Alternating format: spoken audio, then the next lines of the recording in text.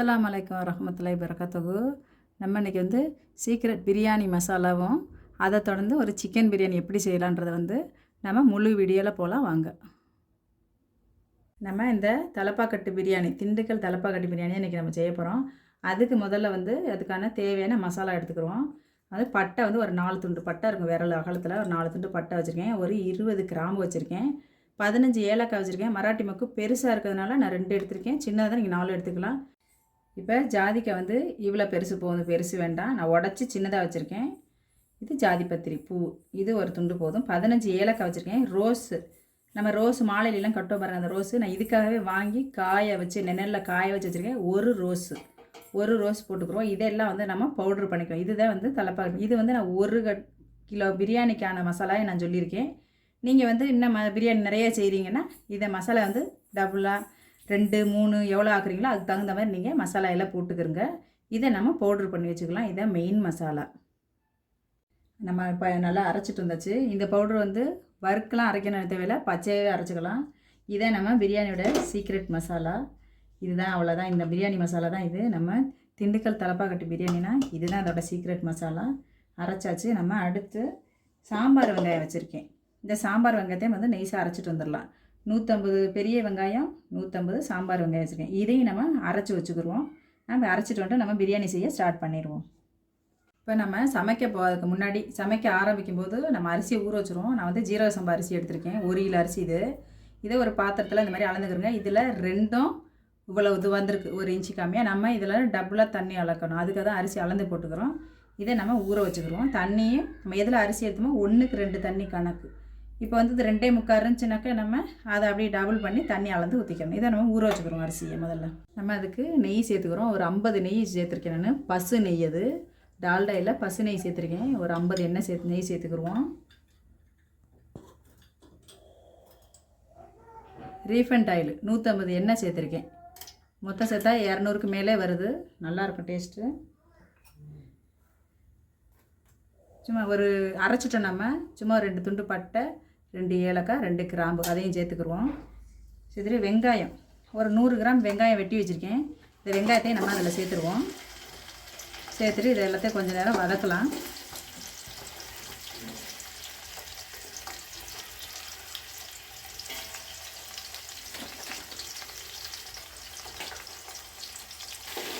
வெங்காயம் கொஞ்சம் நேரம் கோல்டு கலர் ஆகட்டும். பிரியாணிங்க ஒவ்வொரு பிரியாணி ஒவ்வொரு மாதிரி இருக்கும். ஒவ்வொன்று சீக்ரெட் மசாலாங்க தான், வேறு ஒன்றும் இல்லை. ஒவ்வொரு ஊருக்கு ஒவ்வொரு டிசைனான பிரியாணி செய்வாங்க, ஒவ்வொரு விதத்தில் செய்வாங்க, ஒவ்வொரு டேஸ்ட்டு மாறும். இன்றைக்கி நம்ம தலப்பாக்கட்டு, திண்டுக்கல் தலப்பாக்கட்டு பிரியாணி செய்கிறோம். இது கொஞ்சம் கோல்டு கலர் ஆகட்டும். ஆனோடனே நம்ம இஞ்சி பூண்டு, புதினா, கொத்தமல்லி, மிளகாய் எல்லாம் போட்டு வதக்க ஆரம்பிச்சிடலாம்.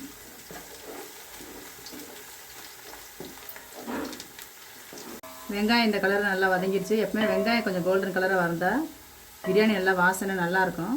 கொஞ்சம் நைட்டு வரையும் வச்சுருந்தாலும் கெடாது. ஏன்னா வெங்காயம் சரியாக வதங்கினா கெட்டு போகும். இந்த டைமில் நம்ம மிளகாத்தூள் நம்ம விருப்பம் காரத்துக்கு தகுந்த மாதிரி தான் நான் நல்லா 1 ஸ்பூன், பெரிய ஸ்பூனில் 1 ஸ்பூன் வச்சுருக்கேன். அதை நம்ம போட்டுருவோம். அதில் போட்டு லேசாக வறுத்தா போதும். இதே கலர் கொடுக்கும் நம்மளுக்கு. நல்லா வெறும் மிளகாத்தூள் தான் நான் போட்டிருக்கேன். இந்த டைமில் கொத்தமல்லி தழை ஒரு கைப்பிடி கொத்தமல்லி தழை போட்டுருவோம்.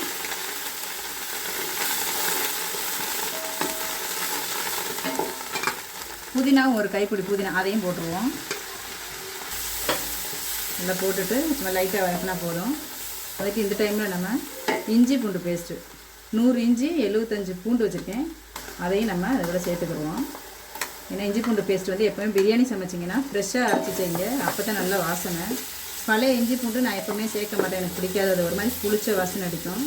இந்த மாதிரி ஃப்ரெஷ்ஷாக போட்டுக்கிறங்க, நல்லாயிருக்கும். ஒரு 4 பச்சை மிளகாய், இந்த டைமில் 4 பச்சை மிளகாய் சேர்த்துக்குருவோம். கொஞ்சம் இஞ்சி பூண்டு பச்சை வாசனை கொஞ்சம் போகட்டும்.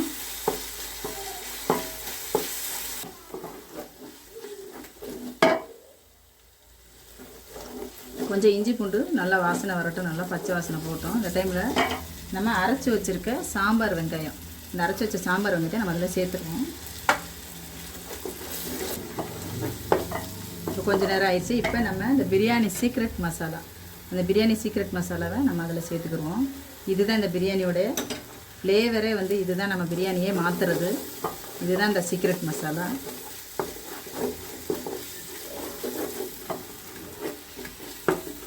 நல்லா எல்லாம் சேர்ந்து கொஞ்சம் நேரம் நல்லா வதக்குவோம்.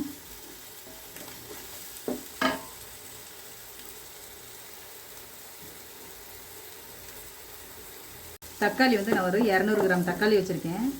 200 கிராம் தக்காளி நம்ம சேர்த்துருவோம். நாட்டு தக்காளி தான் அது சேர்த்துருவோம்.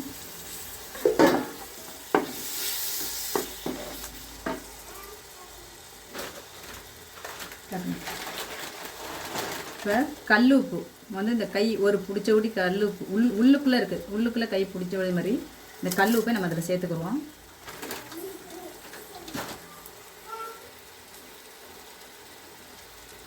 தயிர் ஒரு 200 கிராம் தயிர், கட்டி தயிர் வச்சுருக்கேன். அந்த தயிரை நம்ம அதில் சேர்த்துருவோம். சேர்த்துட்டு இதை கொஞ்சம் நேரம் நல்லா வதக்குவோம். இதை வந்து எப்படி இது வந்து ஒரு அரை கப்பு ஒரு அதாவது என்ன சொல்கிறது, ஒரு அரைக்கா அப்படி தண்ணிக்கு இதில் வந்துடும் தண்ணி. இந்த தயிர் தக்காளி பழம் இதிலே கொஞ்சம் தண்ணி வந்துடும். அதனால் நம்ம ஊற்றுற தண்ணியை வந்து ஒரு டம்ளர் தண்ணி, ஒரு 200 ml தண்ணிக்கு கொஞ்சம் கம்மியாக ஊற்றிக்கிடுவோம். நம்ம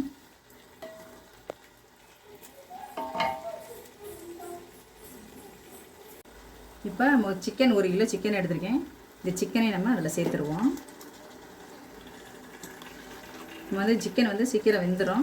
அதனால் ஒரு கொதி விட்டோன்னா நம்ம தண்ணி ஊற்றி அரிசி போட்டுடலாம்.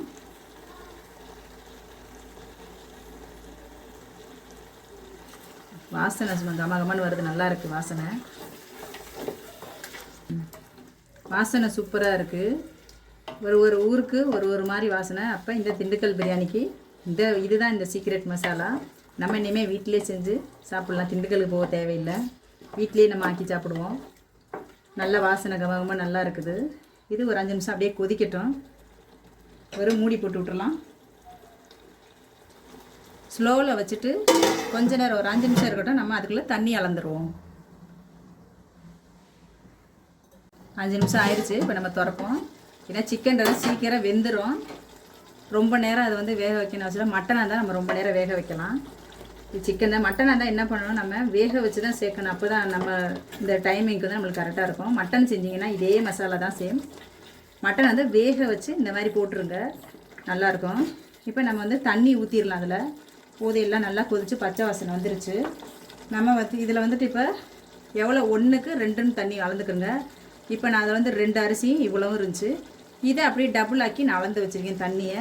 அதில் ஒரு இது மட்டும் தண்ணி நான் கம்மி பண்ணியிருக்கேன். அதாவது 4 கப்பு தண்ணியும் இதில் 1 தான் இந்த அளவுக்கு ஊற்றிருக்கேன். ஏன்னா அதில் மசாலாவில் 1 கப்பு தண்ணி இருக்கும். இப்போ நம்ம இந்த தண்ணி அதில் சேர்த்துக்கிடுவோம். ஏன்னா சோறு அப்போ தான் கரெக்டான பதத்தில் இருக்கும். நம்ம உப்பு செக் பண்ணிக்கலாம். உப்பு செக் பண்ணிவிட்டு தண்ணி கொதித்ததும் அரிசியை போட்டுறோம். நம்ம அரிசி வந்து சமைக்க போகும்போது தான் ஊற வைக்கணும். ஜீரக சம்பா ரொம்ப நேரம் வச்சோம்னா குழஞ்சிரும் சாப்பாடு. உப்பு செக் பண்ணிக்கிடுவோம். உப்பு செக் பண்ணி கொஞ்சம் நேரம் அரிசி தண்ணி கொதிக்கிற வரையும் மூடுவோம். தண்ணி கொதிச்சோன்னா நம்ம அரிசி போட்டுருவோம். தண்ணி நல்லா கொதிச்சிருச்சு. இந்த மாதிரி கொதிக்கையில் நம்ம அந்த அரிசி ஊற வச்சோம் பாருங்கள், அந்த அரிசி வந்து தண்ணி இல்லாமல் சேர்த்துக்கிடுவோம். பிஸ்மில்லா.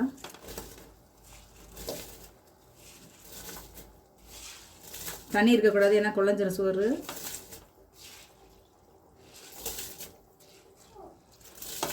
அரிசி எல்லாம் சேர்த்தாச்சு. உப்பு செக் பண்ணிக்கிறோம். இந்த டைமில் கரெக்டாக இருக்குது உப்பு. புளிப்பு எதுவும் தேவையில்லை, ஏன்னா நான் நாட்டு தக்காளி போட்டிருக்கேன். தக்காளி நம்ம 200 கிராம் போட்டிருக்கனால 200 கிராம் தயிர் போட்டு தக்காளி போட்டோம்னா அந்த புளிப்பே கரெக்டாக இருக்கும். இந்த டைமில் கொஞ்சம் நேரம் நம்ம மூடி வைப்போம். அப்புறமா தம்மு வைக்கலாம். கொஞ்சம் தண்ணி சுண்டி வரும்போது தம்மு வைக்கலாம். நம்ம நடுவில் திறந்து கொஞ்சம் நேரம் கிண்டி விடுவோம். இல்லைன்னா தீயும், அடியில் இஞ்சி பூண்டு தீயும். நடுவில் கொஞ்சம் நேரம் அப்படி திறந்து லைட்டாக அப்படி கிண்டி விடுவோம். நடுவில் லைட்டாக அப்படி கிண்டி விட்டுட்டு மறுபடியும் மூடி வைப்போம் கொஞ்சம் நேரம். தண்ணி பாதி சுண்டிருச்சு. இந்த டைமில் நம்ம லைட்டாக கிண்டிட்டு நம்ம தம்மு வச்சுருவோம். ஒரு 15லேருந்து ஒரு 17 நிமிஷம் வரையும் நம்ம இதை தம்மு வைக்கலாம். தண்ணி இந்த அளவுக்கு சுண்டும் போது நம்ம தம்மு வச்சிடலாம். ஏன்னா 20 நிமிஷம் விடலாம், குழஞ்சிருச்சுன்னா. அதனால் ஒரு 17 நிமிஷம் பொறுத்து நம்ம திறந்து பார்க்கலாம். இதை தம்மு வைக்கும்போது நான் ஆவி வெளியே போகாமல் இருக்கிறதுக்கு ஒரு ஈர துணி போட்டிருக்கேன். இதை போட்டு அப்படியே நம்ம மூடிடுவோம். அது ஆவி வெளியே போகாமல் இருக்கும். அடி தீயாமல் இருக்கிறதுக்காக நான் எப்போவுமே பழைய தோசைக்கல் வச்சுருப்பேன். அந்த பழைய தோசைக்கல்லை வந்து நம்ம அடியில் வச்சுருவோம். அதை எடுத்து வைங்க அதில் அடுப்பில்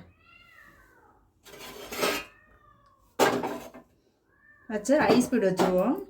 ஏன்னா அப்போ அடிச்சோறு வந்து தீயாமல் இருக்கும். நம்மளுக்கு 17 நிமிஷம் அப்படியே இருக்கட்டும். 17 நிமிஷம் இருக்கட்டும். அதுக்கப்புறம் நம்ம இதை திறந்து பார்க்கலாம். இது மேலே வந்து ஒரு வெயிட்டை வைப்போம். ஒரு கல்லோ இல்லை ஒரு வடிச்சதனியோ எதனா இருந்துச்சுன்னா அப்படி மேலே வச்சுருவோம். வெயிட்டு கொஞ்சம் வெயிட் இருந்துச்சுன்னா இந்த துணி போட்டோம்னா ஆவி வெளியே வராது, தம்மு உள்ளவே உட்காந்துருக்கும். நிறைய சமைச்சோம்னா நம்ம மேலே நெருப்பு போடலாம். நம்ம கொஞ்சம் தானே சமைக்கிறதுனால நெருப்பு தேவை. இந்த மாதிரி வெயிட் வச்சிட்டோம்னா புளிங்கிரும். ஒரு 5 நிமிஷம் ஆயிடுச்சு. நம்ம இப்போ ஸ்லோ பண்ணிக்கிறலாம் அடுப்பை. இப்போ வந்து 17 நிமிஷம் ஆயிடுச்சு. நம்ம திறக்கலாம். பிரியாணி எப்படி ஆகிட்டு இருக்குன்னா சூப்பராக தண்ணியெல்லாம் வத்திருச்சு நல்லா. இப்போ நம்ம அடுப்பை ஆஃப் பண்ணிடலாம். கொஞ்ச நேரம் அப்படியே ஆற விடுங்க. ஏன்னா அது வந்து எண்ணெய் தண்ணி இருக்கிறதுனால கொஞ்சம் உடனே எடுத்தோம்னா சோறு குழையிற மாதிரி இருக்கும். சூப்பராக வந்திருக்கு. நம்ம திண்டுக்கல் சிக்கன் பிரியாணி சூப்பராக அருமையாக கம்மகம்மன் வாசனையாக வந்திருக்குது. கண்டிப்பாக இந்த பிரியாணி எல்லோரும் செஞ்சு பாருங்கள். சப்ஸ்கிரைப் பண்ணுங்கள், லைக் பண்ணுங்கள், ஷேர் பண்ணுங்கள். கண்டிப்பாக எல்லோரும் இந்த பிரியாணி செஞ்சுட்டு எனக்கு கமெண்ட் பண்ணுங்கள். சப்ஸ்கிரைப் பண்ண எல்லாருக்கும் ரொம்ப ரொம்ப நன்றி. அஸ்ஸலாமு அலைக்கும் வரஹ்மத்துல்லாஹி வபரகாத்துஹு.